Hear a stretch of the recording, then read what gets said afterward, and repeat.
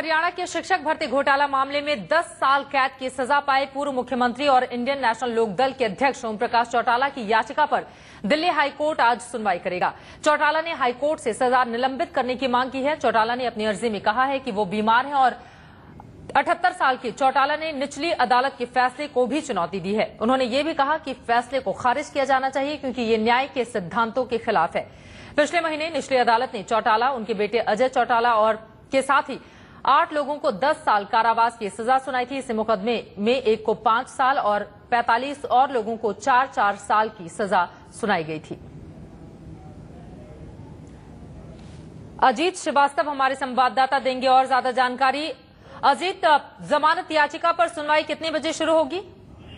जी, मैं बता दूं इसमें कि तकरीबन 11 साढ़े 11 के बीच इसमें सुनवाई होगी।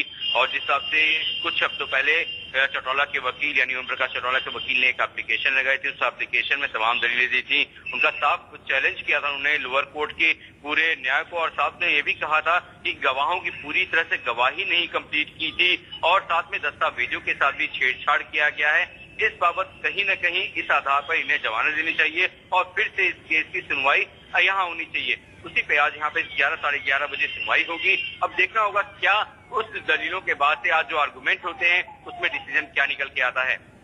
बिल्कुल, और हमने देखा था जो उम्र का हवाला देते हुए और अपनी बीमारी का हवाला देते हुए याचिका उनकी ओर से लगाई गई है, आपको लगता है कि क्या उस पर जो हमारा कानून है वो सॉफ्ट रुख अख्तियार करता है? क्योंकि इसके पहले सुखराम मामले में हमने देखा था उनकी उम्र का जरा भी ध्यान नहीं रखा गया और कानून ने अपना काम किया था।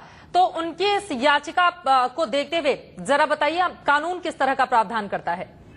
देखिए, चित्रा, साफ बात है, कानून जो है वो सबूतों पर चलता है, उम्र पे नहीं। बिल्कुल। वहाँ पे जो दलीलें होती हैं वो दलीलों और दलील के समय सबूत पेश किए जाते हैं। सबूतों के आधार पर यह तय होता है कि आरोप कितना संगीन है और आरोपी इसमें कितना इन्वॉल्व है। तो साफ तौर पर है कि निचली अदालत ने जो फैसला दिया है, दोषी प्रथम दृष्टया में ये पाए गए थे, उसके बाद से पहले यानी प्राइमरी फेसिंग में ये आरोपी भी बनाए गए हैं, दोषी भी हो चुके हैं, 10 साल की सजा भी सुनाई जा चुकी है। यानी साफ तौर पर है कि जेबीटी घोटाले में मेन मुख्य आरोपी के तौर पर ओम प्रकाश चौटाला और अजय चौटाला की भूमिका रही है। तो साफ तौर पर है कि अब यहाँ पे जो आधार बनाया गया है, जो उम्र का हवाला या फिर तबीयत की एक बातें कही गई हैं, वो मुझे नहीं लगता कि कुछ यहाँ पे कुछ उसका सार्थक परिणाम होगा। लेकिन साफ बिल्कुल, हालांकि उनकी ओर से याचिका लगाई जा चुकी है और कुछ ही देर बाद सुनवाई होगी। इस पर रहेगी हमारी नजर। अजीत, आप नजर बनाए रखिए, आगे भी जानकारी आपसे हम लेते रहेंगे।